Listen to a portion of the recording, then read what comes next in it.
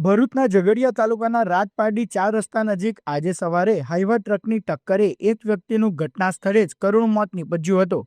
પ્રાથમિક માહિતી અનુસાર રાજપારડી નજીકના સારસા ગામના રહેવાસી રમેશ વસાવા રાજપારડી 4 રસ્તા નજીકથી પસાર થઈ રહ્યા હતા।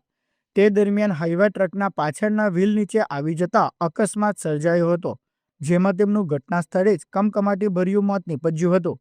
અકસ્માતની જાણ થતાં જ પોલીસ કાફલો ઘટના સ્થળે દોડી આવ્યો હતો અને મૃતકના મૃતદેહને પોસ્ટમોર્ટમ અર્થે ખસેડવામાં આવ્યો હતો।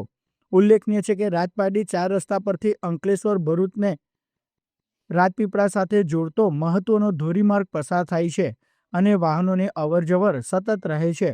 પરિણામે અહીં અવારનવાર અકસ્માતોની ઘટના બનતી રહે છે, ત્યારે રાજપારડી 4 રસ્તા પર ચારે તરફ સ્પીડ બ્રેકર બનાવવામાં આવે તેવી લોકો માંગ કરી રહ્યા છે।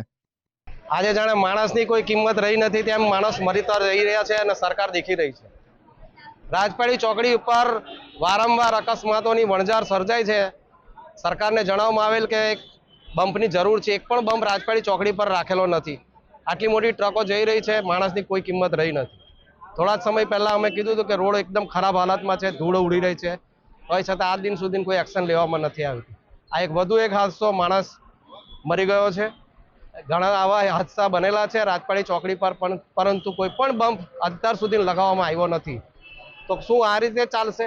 રાજપારડીના માણસોની કોઈ કિંમત જ નથી, કોઈ પણ સાંભળવા તૈયાર નથી। તો શું માણસે જીવવાનો અધિકાર નથી? રાજપારડી ચોકડી પર આજે ધૂળથી ભરેલું સામ્રાજ્ય છે, કોઈ પણ નાસ્તાની લારીઓ પર ઊભું રહી શકાય એ હદ સુધી ધૂળ ઉડી રહી છે અને આજે આ એક માણસ મરી ગયો છે। તો સરકાર જાગે। વારંવાર રજૂઆત છે, છતાં બી અમારા રાજપારડી ગામને કોઈક તો હાર બનો, કોઈક તો આને કંઈક તો કંઈક કરો, તો જેથી કરીને માણસની જીવનની કોઈ કિંમત થાય। બસ એ